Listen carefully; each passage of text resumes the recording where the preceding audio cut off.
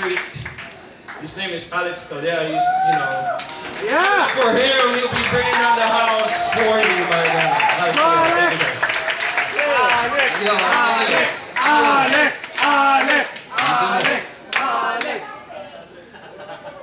Palakpakan ko natin ng mga comedians, lahat ng mga nag-perform ngayon ng libre, pasimpan. Palakpakan nyo, dito kayo. Pero huwag natin sana kalimutan yung pinunta natin dito, baka nawawala tayo sa sarili natin dahil huwag nyo kakalimutan yung pinunta natin dito, nakakainis naman kayo eh. Ang uminom. Para sa mga bata.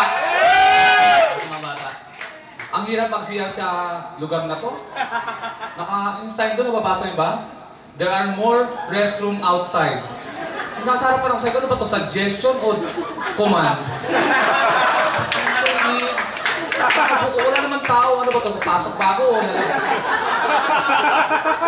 Paglabas ko naman, doon nakalagay doon, uto-uto.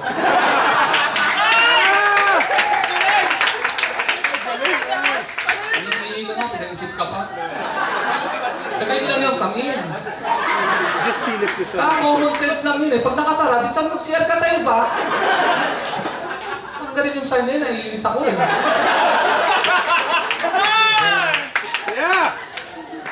Minsan tuloy, gusto kong bihing sa side na lang.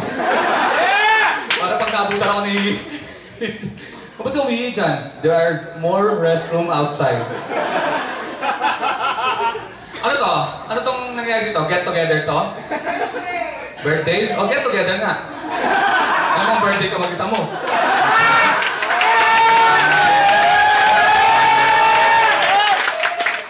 Sumagot lang, halo pang lumabas ngayon. Kasi pag may mayayaman, get together eh, no? Pag may hirap, katulad namin, rally pag nagsama-sama. Tsaka yung mga actor naman. Kaya sabi ko sa KMU, yung Kilosang Mayo 1, baguhin niyo yung pag-invite nyo ng mga tao. Ganito ang gawin nyo. Paging social nyo, calling all members of KMU. We will have an alumni homecoming at batasang pambansa. Bring banners and posters. We will have fun and games. Habulan with the police. Winner will have an overnight stay for 2 at Quezon City Jail. Bring extra shirt because Bombero will wet your shirt. May asterisk sa ilalim. Bonfire will be held after the party. Bring pictures of the president. Of the village association. Madam, I'm not the enemy. It's your husband. Pero may mga rallyista, minsan may mahina din ang isip eh. Kung ako sa kanila, nung SONA, ibig na mag-rally sila, magpadala sila ng 100 Barney. Tapos walang gagawin, nakatayo mo lang doon sa mataasang pambasa. 100 papilahin mo, nakaganon lang oh. Si Barney. Kung ano mga isipin ng pulis, so ano gagawin natin dito?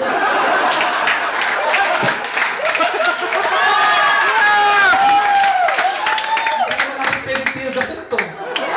Nakanta lang tayong I love you.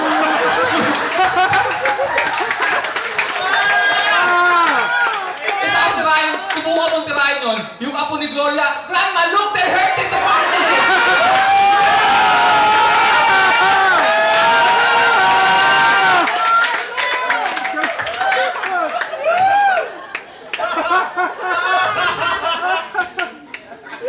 Si GB galing sa San Francisco, maniwala mga kids, hindi.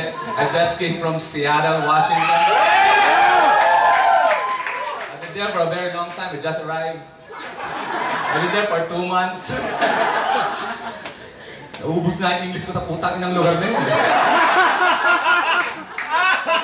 Bilhin mo, doon sa Seattle, yung pulubi, English speaking. Pagtako sa misan, hey sir, do you have some money? Fuck you! Ang puti mo eh!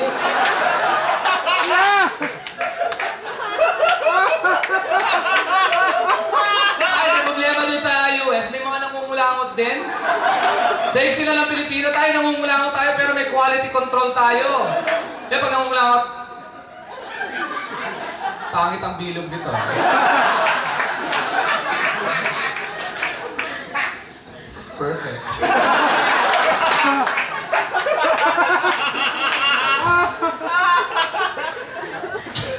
punyeta, ang gwapo ng mga pulis doon. Tak na talaga.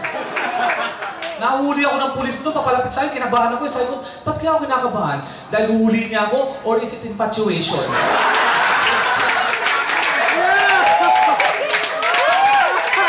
Nakapapalapit yung pulis, ang gwapo. Sabi ko, may panahon pa ba para mag-change ng gender?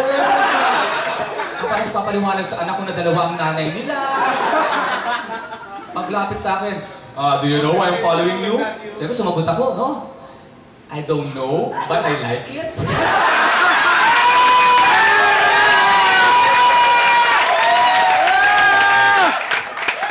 Kaya naman kasi sa US, ang titindi ng pedestrian doon, ang lalakas ng loob. Tatawid.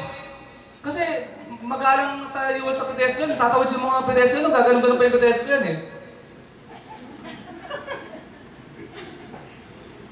Sabi, putang nung sa Metro Manila, yari ka. Pag dito sa pedestrian, tatawid siya, ganito lang sa isip mo eh. Ito, tatawid na naman ako. At kasi kung ginawa yung opisina namin, pwede naman dito.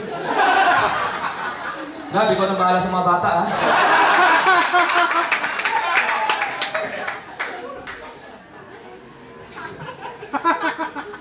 Sa US, ang sarap magtanong ng ng direksyon. Hey sir, where's Bellevue? You go straight to 405, turn right at 1405 Street, and then turn left at 303 Avenue, and there's Bellevue. Dito subukan mo magtanong. Boss, ano yung Pasay? Pasay. Diretso ka! Pangatlong kanto, may puno, may 3 bunga. Kanan ka doon! Pag-apat na bahay, may nakataling asong puti, tumatahol. Kumanan ka ulit doon. Paano pag walang aso? Huwag ka mag-alala, nire-replenish nila yung aso doon. Mandated sila lang doon, magpalit ng aso. Diretso lang, pag nakita mo yung blue na bubong, barangay Yolod, doon ka magtanong. 3 klase lang ng tao kapag tatanungan mo dito. Yung una, yung hindi taga doon. Boss, ano yung Pasay? Hindi ako taga dito eh. Tarantado ka, naka-short ka, nakasando ka, galing ka sa loob ng bahay, hindi ka taga dito.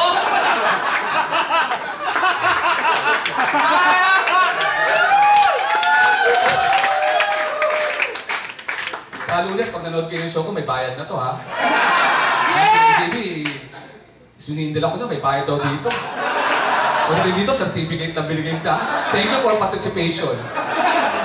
Yung mga bata niya, pag yumaman yan, makikilala ba ako ng mga yan? Alaan mo sila sa kalye, masaya sila doon eh. Saan ba tayo magtumulong sa mga batang kalye? Tanungin mo muna, gusto mo ba ng tulong? Mamaya, anggihan tayo. Ano, ayoko dito, no? Gusto ko dito sa kalye. Kapal na mukha mo, sinampaman. Yeah! Nas na tayo bago ako naputol dun sa kalye. Hindi nakalimutan ko talaga yung joke. Types of ano? Types of Hindi taga doon. Hindi taga Ay, doon. oo! Salamat ha! Naka-ended ko na eh. Yung pangalawa tayo pa lang. Pangalawa, di ba? Yung una, nakataga doon. Yung pangalawa, pag nagtanong ka naman dito, yung sobrang marunong. Yung maraming alam naman, di ba? Saan ba dito yung Pasay? Ba't sino ba hinahanap mo? Si Tony po. Si Tony, nag-Saudi. Maraming babae. O, diretso ka lang. Pangatlong bahay. May nakataling aso. Yung pangatlo, yung masungit. Nakaranas ba yung masungit? Boss, saan ba yung Pasay? Hindi ko alam! Pero lagpas ka na!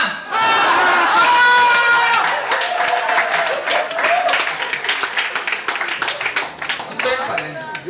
Mga Pilipino gusto magpasalubong yan pag-uwi. Ay, lahat siya, nagtatawag sa'yo, biglang kahit di mo kilala, sino to? Kamag-anak kita?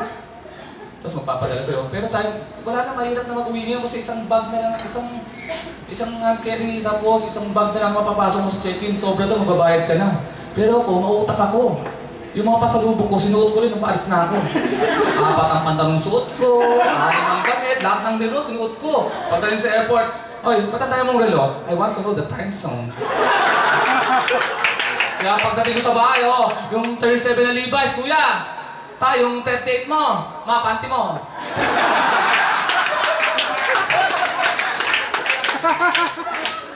Pero may asawa ako may nagkagusto. Kaya mag-girlfriend, boyfriend, bait pa, no? Ganyan din yung asawa ko dati. Puto, magkinasabi mo, kinalmut-kalmut ako eh. napapalo ko sa mga ganyang babae na yan. Kakasal kayo? Ba't pa natitigilan ka?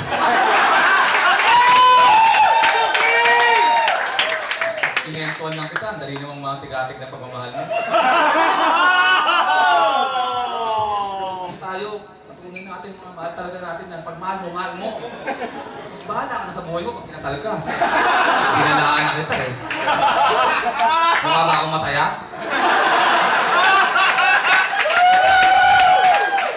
Kung masaya ako, di ka sex ko sana asawa ko ngayon, dito. Isipin nila lang yung logic. May asawa ko pero na-miss ko yung asawa ko, nasa Seattle ako. Kaya pag uwi ko, nagulat ako sa ginawa niya kasi sinasaktan ka. Namin ko, sinasaktan ko na. Lagi natin eh. Nauunahan ako eh. Pagsangga, nasapak na ako eh. Nagulat ako sa ginawa niya pagdating ko. May mga kandila sa kwarto. Shit! Pagkita ko, nakahiga siya sa kama, naka-90. Sabi ko, wow! Sex to, sabi ko. Tapos sinabihan niya ako, Alex, itali mo ako at gawin mo lahat ng gusto mo. Oh my God! Pinalihan ko, higpit talaga. Umalis ako, gumimik kami ng barkada ko.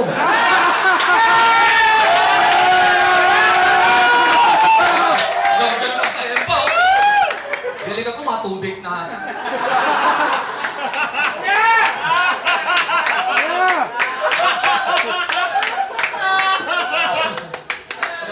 Sino mga babae? Kayo mga babae, ha? Ba't kayo ganon? Pag kayo, gusto namin ng sex, ayaw nyo, okay lang. Pag ayaw namin ng sex, kino-question nyo. Pagka sabi sa ako, sex tayo, yun po. Di babae ka, no? Gano'n na naman kagad. So, siyempre, papayag na lang ako para matapos na natin. Tapos, gagamitin na yung katawan ko.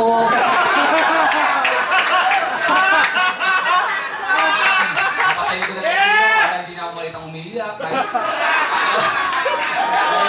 Ulit-ulit na pinagamit yung katawan ko. Pag-isip ko, nakakumot akong puti, may luha ako. I feel violated sometimes. Saka hindi totoo yung sinabi na pag malaki tiyan mo, tunay kang lalaki ha. Puti, lumaki tiyan ko, tagal ko na di nakikita yung pagkalalaki ko eh. Nahawi ko pa eh. Hey, you're there! Malaki tiyan ko na, no? Sakapa lang yan. Mahirap din talaga. Ay. Yung mga babae mahirap eh, lalo na yung asawa ko. Kasi lagi nagpapasimula ng away eh. Lalo pag Sunday. Para may experience ito, ayaw ko na-experience na. Papasok yan sa kwarto. Alex, ano mas bagay sa akin? Yung red shoes o yung black shoes? Yung black shoes. Ba't hindi bagay itong red? Ito ba ang paborito ng babae mo, ha? Nasa naman ako na. Papasok yan. Sunday na naman. Alex, anong oras tayo magsisimba? 9 o 10? 9 na lang. Ba't tayo mo ng 10? Eh, babae ka ba sa 10? Yeah! Pasok yan, safe na safe, no?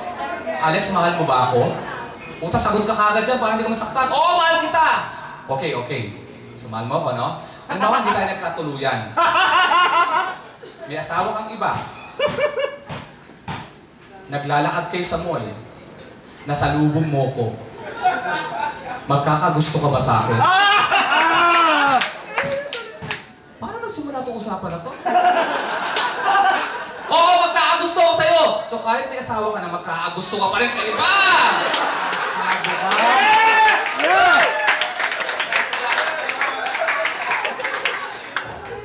Andrew, ayos ba? Andrew? Si Andrew? Ayos ba? Ayos. Ito pa, pag tayong mga lalaki, umalis ng bahay, sinabi natin, bibili ako ng blue, polo, medium. Anong dala natin pagbalik? Blue, polo, medium. Ang asawa ko sabi sa akin, no, Alex, bibili ako sapatos. Anong sapatos? Malalaman ko pag nakita ko na siya. Tabahan ka dyan. Babalik yan, may pantalon, may bag, may pabango, may 2 kilong manok. Sabi ko, asan ang sapatos? Hindi pa ito ang panahon. Saka pag hindi tayo gumastos mga lalaki, 15,000, magkano ang ating naipon? 15,000. 15,000. Very good. Yung asawa ko galing sa Rustans, tuwan-tuwa. Alex, may 30,000 na bag. 50% discount, 15,000 na ang binayad ko, 15,000 ang nasave natin! Yeah! 15,000 na mukha mo! Ako, nagsisavings din ako, huwag kayong magugulat ha. Pag pupunta ako sa mga beauty spa, ay, may nagtataan pa, tingin nyo sa mukha ko ha. Itong nakikita nyo ngayon, balat yan. Walang problema sa mata nyo, may problema sa mukha ko, ha? Balat yan. Pero pag ito ay summer, that's freckles. Sa Boracay, that's henna tattoo.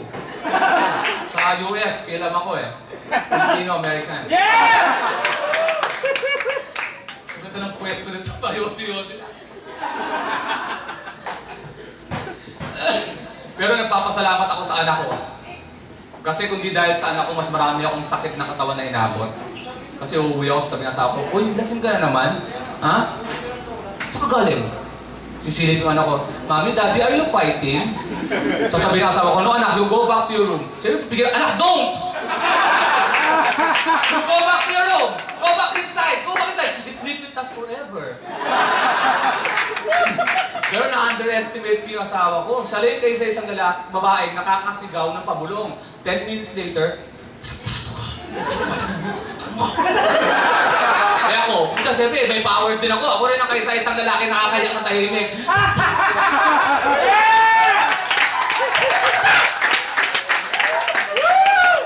Okay, panahon na naman para magtitip ako sa babae. Pasensya na mga guys ha. Pero may titip ako sa may mga asawa na, lalo na sa may mga asawa. Pag nararamdaman nyo na may babae ang asawa nyo, huwag nyo namang awayin. Pag umuwi sa bahay, handaan nyo ang paligo, pakainin nyo, handaan nyo ang tulugan, ha? Patulugin nyo na maayos. Pagdating ng alas 3 na madaling araw, bigla nyong gisingin. Uy, magbihis ka na, hinarap ka na ng asawa mo. Pag nagbihis, huli.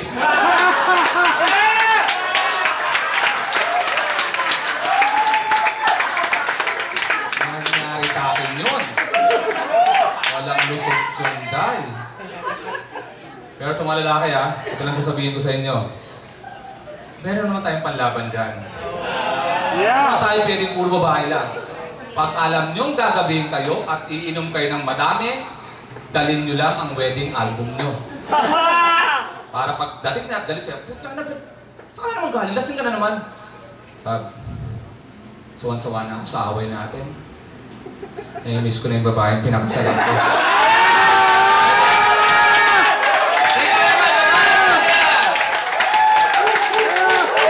Thank you very much to all the Walkins TV Labrador for organizing this one. And thank you very much.